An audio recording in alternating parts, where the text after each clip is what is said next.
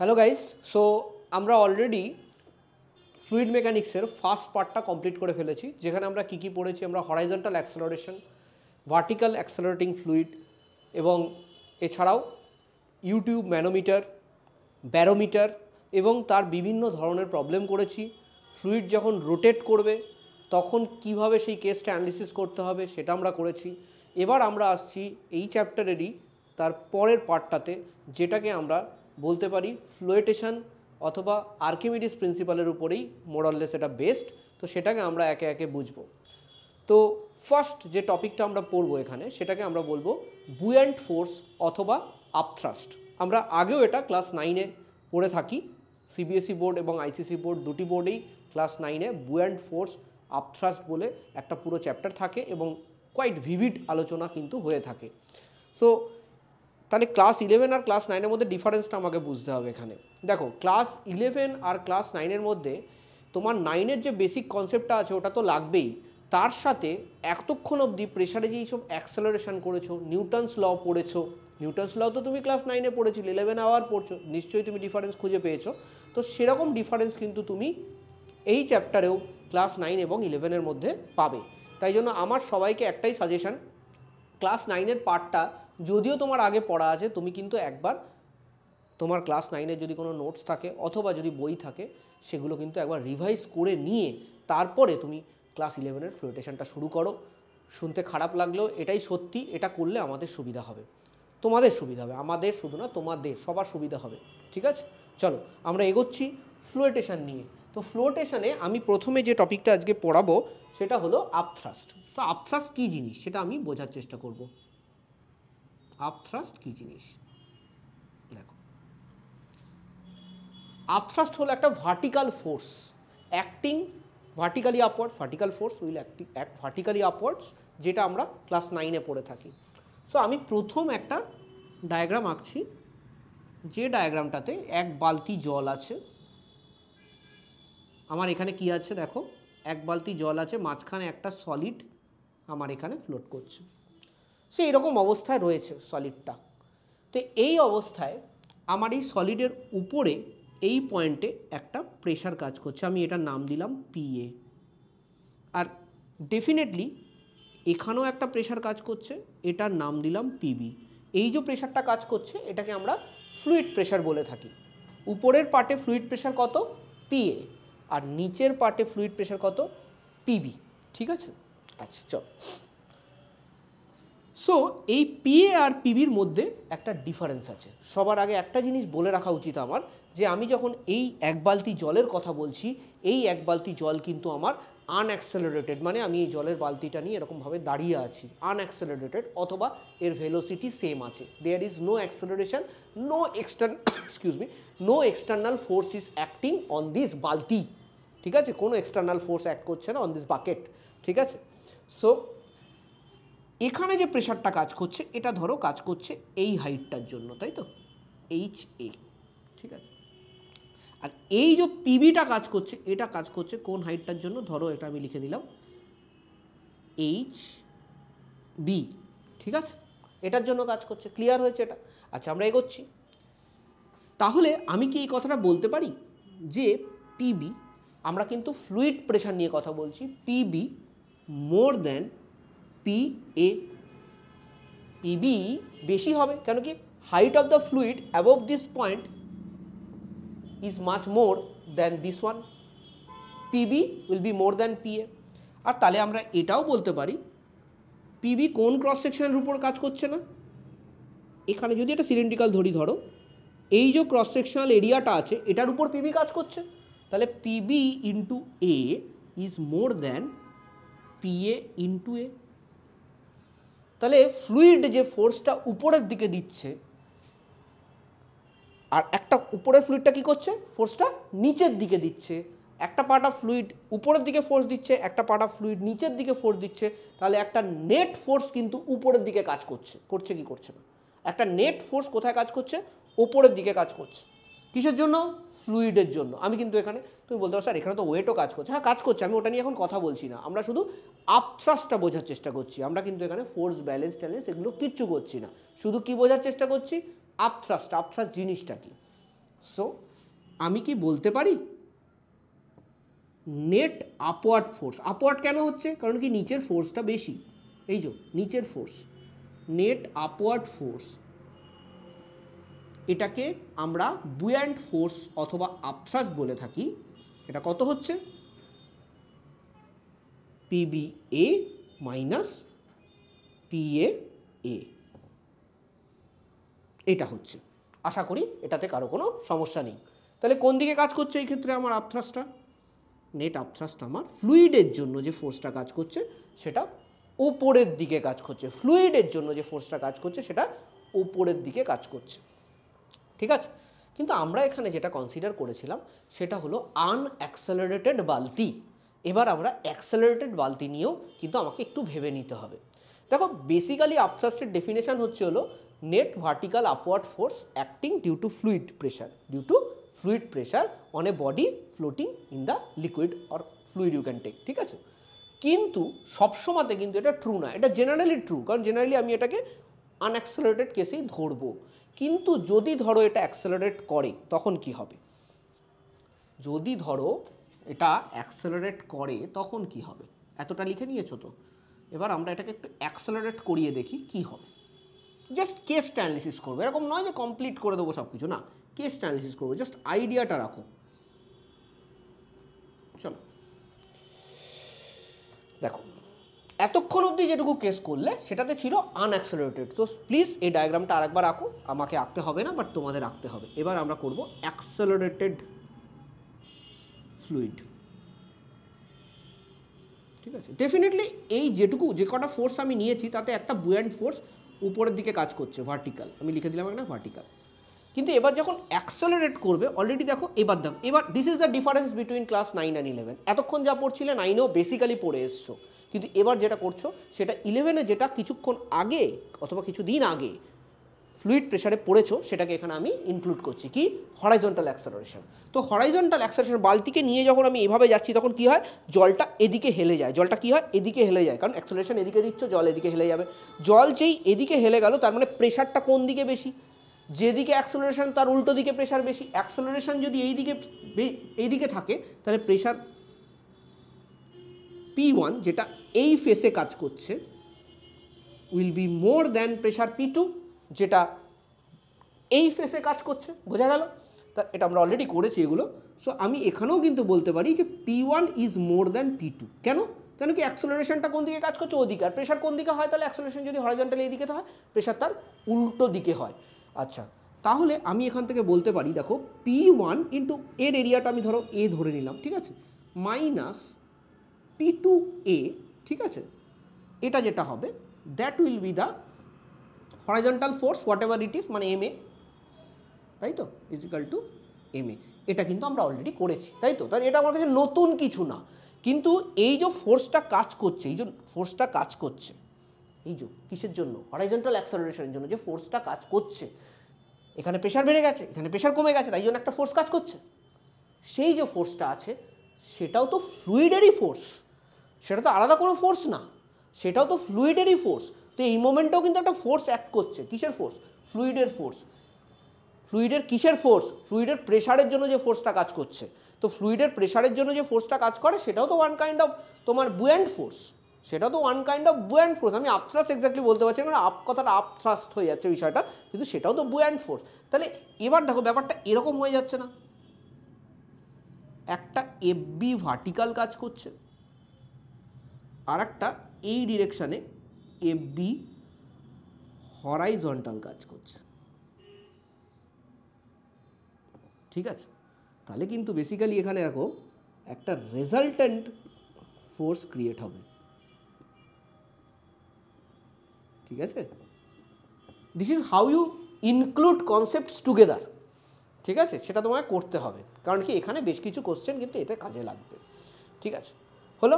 তাহলে আমরা কি শিখলাম? আমরা বেসিক্যালি শিখলাম দ্য ফিলিং অফ আপথ্রাস্ট, আর কিছু আমরা শিখিনি, জাস্ট ফিলটা নিয়েছি আপথ্রাস্টে। এরপরে আমরা তাহলে কি আমরা আপথ্রাস্টের ফর্মুলা ডেরাইভ করবো না? সেই পড়েছিলাম ক্লাস 9-এ V rho g and all, নাকি ওগুলো দরকার নেই, ওগুলো 9-এ ছিল না, ওগুলো আমরা করব। ওটার সঙ্গে এর নেক্সট টপিক আমরা যেটা করব সেটা হলো, এবার আমাদের next topic upthrust and Archimedes principle. চলো হেডিং দাও।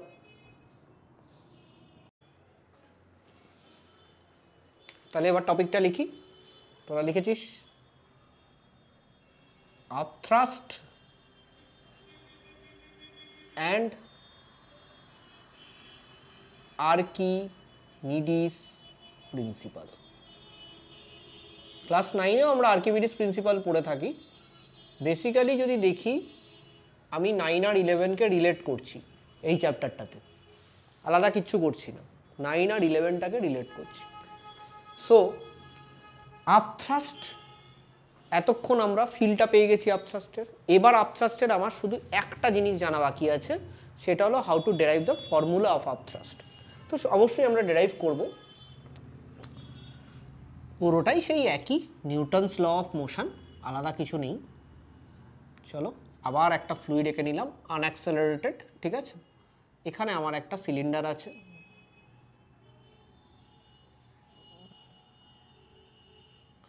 এই সিলিন্ডারটার হাইট হলো h, আর এটার ক্রস সেকশনাল এরিয়া হচ্ছে a। এটা একটা সলিড সিলিন্ডার নিয়ে আমি কথা বলছি। এর ডেন্সিটি রো এস, আর যে ফ্লুইড আছে সেটার ডেন্সিটি নিলাম রো এল, ঠিক আছে। সো এখানে একটা প্রেশার কাজ করছে পি এ ধরলাম, এখানে একটা প্রেশার কাজ করছে পি বি ধরলাম। তো অলরেডি এটার যে ফোর্স ইকুয়েশন আমরা আগের কিছুক্ষণ আগেই করলাম, তো আবার সেটাই করছি।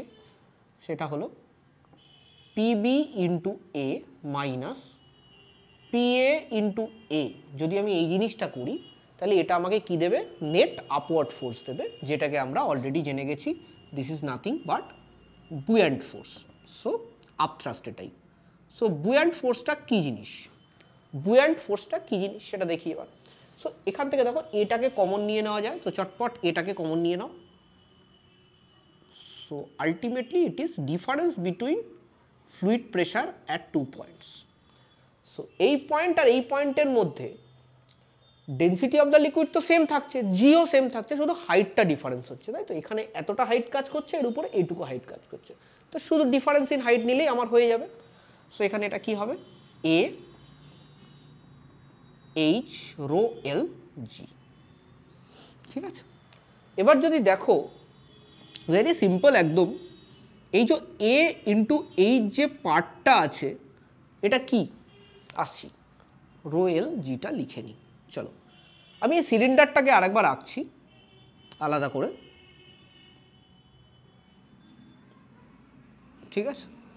এটা হলো এটার এরিয়া, এটা একটা রেগুলার বডি। বলতে আমি কি বলতে চাইছি, বেসিক্যালি এর যে ক্রস সেকশনাল এরিয়াটা নিচ থেকে ওপর অবধি কোথাও চেঞ্জ হচ্ছে না। এরকম যদি কোনো বডি থাকে যার ক্রস সেকশনাল এরিয়া নিচ থেকে ওপর অবধি চেঞ্জ হয় না, তাহলে তার ক্ষেত্রে আমি ডেফিনেটলি লিখতে পারি volume is equal to A into h, মানে cross sectional area into the height of that body, তাই তো। Cross sectional area into the height of that body. একদম ক্লিয়ার এই জিনিসটা, আশা করি কারো কোনো সমস্যা নেই। এবার এগোবো আমরা। তো আমি এটাকে কি লিখতে পারি? Volume of the solid into rho l into g. এটাই আমার আপথ্রাস্টের ফর্মুলা। আমরা ক্লাস 9-এও এটা ডেরাইভ করে থাকি, আজকেও এটা ডেরাইভ করলাম। প্রসিডিওর অলমোস্ট সেম, শুধু একটা জিনিস আমার এখানে এক্সট্রা বলার আছে। কি সেটা হলো, আমরা অনেক সময়তেই মুখস্থ করে নিই যে volume of the body into density of the liquid into g, এটা হলো আপথ্রাস্ট। প্লিজ এই জিনিসটা করো না। তুমি মনে রাখবে এই টোটাল বডিটা কিন্তু এই লিকুইডের ভেতরে ছিল, বাট ফ্লোটিং বডির দুটো কন্ডিশন হয়, ঠিক আছে। একটা হলো যদি পুরোপুরি সাবমার্জড হয়, যেটাকে আমরা ফুললি সাবমার্জড কন্ডিশন বলে থাকি, অথবা আর একটা হয় যেটা পার্শিয়ালি সাবমার্জড কন্ডিশন বলে থাকি। তো এনিওয়েজ এখানে যেহেতু পুরোটা সাবমার্জ ছিল, তো এখানে হ্যাঁ ভলিউম অফ দ্য বডি আর volume of the submerge part of the body same. কিন্তু যদি ধরো এরকম থাকতো, বডিটা পার্শিয়ালি সাবমার্জড হলে, তখন তুমি কি করতে? তখন এই ভলিউমটার জায়গায় তুমি ভাবো, তুমি যেই টোটাল ক্যালকুলেশনটা করেছো এটা কোনটুকুর উপরে করেছো, যেটু লিকুইডের ভেতরে আছে সেটা। কারণ আলটিমেটলি আপথ্রাস্ট তো difference in pressure of fluid যেটা আছে ওটাই ইন্টু এরিয়া। তো সে কোনটুকুর জন্য করতে? যেটুকু ভেতরে আছে সেটুকু।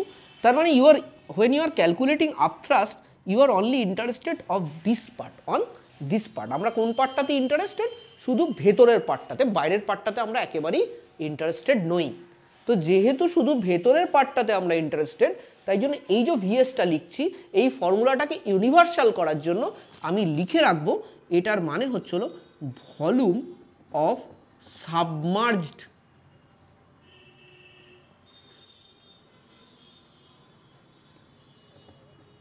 Part of solid.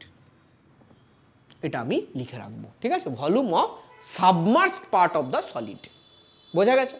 তো এটা কিন্তু মিস যেন না হয়। তাহলে কি হবে, তোমার পার্শিয়ালি থাক আর ফুললি সাবমার্জ থাক, দুটোর কেসেই তোমার এই ফর্মুলাটা চলবে।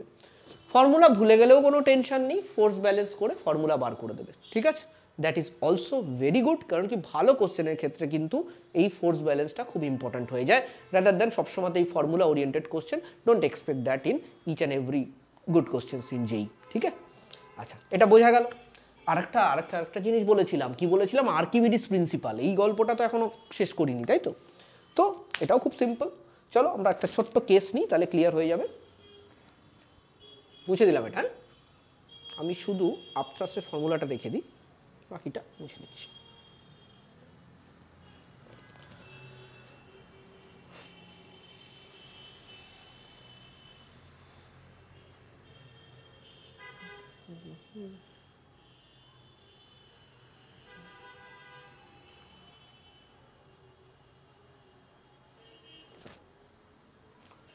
দেখো, এখানে ধরো আমার কাছে একটা মেজারিং সিলিন্ডার টাইপের আছে, তো সেখানে এতটা জল আছে।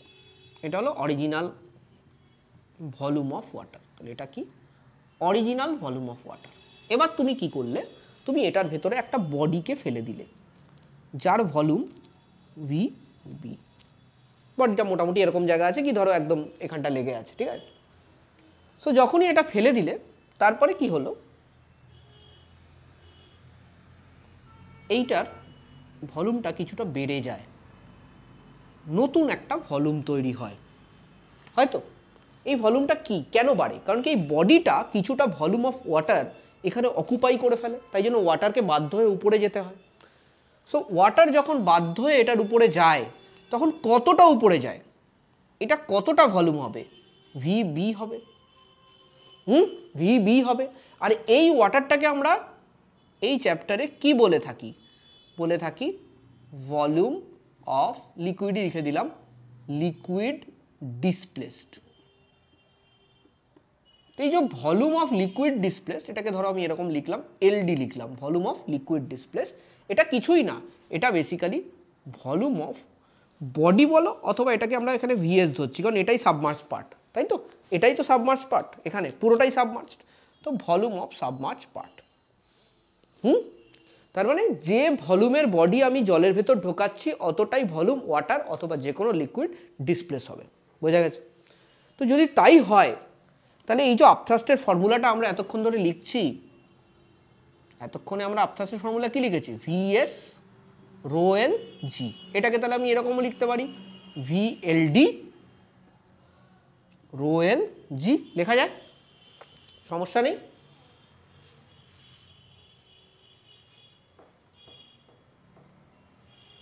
ঠিক আছে? সো যদি এটা লেখা যায়, একটু ভালো করে দেখো, এটা কিন্তু liquid into rho of liquid, তাই না? এটা কিন্তু liquid into rho of liquid. তাহলে volume of the liquid into rho of the liquid আমরা কি পাবো? ভুলে গেলে হবে না, rho l is equal to mass of the liquid by volume of the liquid. তাহলে ভলিউম অফ দ্য লিকুইড আর রো অফ দ্য লিকুইড গুণ করলে আমি কি পাবো? মাল্টিপ্লাই করলে এমএল পাবো, মানে mass of the liquid, mass of the liquid. বোঝা গেছে? একদম ক্লিয়ার তো? Into g. এটা কি হলো? এটা কি হলো? আচ্ছা, এটা কোন লিকুইড? এটা লিকুইড ডিসপ্লেসড না, কারণ কি কোনটুকু ভলিউম আমি নিয়েছি? আমি পুরো লিকুইডের ভলিউম নিয়েছিলাম না। VS is equal to liquid displaced, তাই না? তার মানে এটা কিন্তু basically mass of the liquid displaced into g করেছি। তাহলে কি হবে? Weight of liquid displaced. বোঝা গেছে? তাহলে আমি ফাইনালি কি পেলাম, upthrust is equal to weight of the liquid displaced, upthrust is equal to weight of the liquid displaced, আর এটা কিছুই না, this is nothing but Archimedes principle. তাহলে আমরা কি বুঝলাম, আপথ্রাস্টের ফর্মুলা হয়ে গেল আমার, আর আপথ্রাস্টের ফর্মুলার সঙ্গে আমরা আর্কিমিডিস প্রিন্সিপালের যে বেসিক যে জিনিসটা সেটা বুঝে গেলাম। এরপরে আমরা অ্যাপ্লিকেশনসে আসবো, ঠিক আছে। তাহলে এবার হেডিং দাও, applications and variations of Archimedes principal, এটা হেডিং দাও।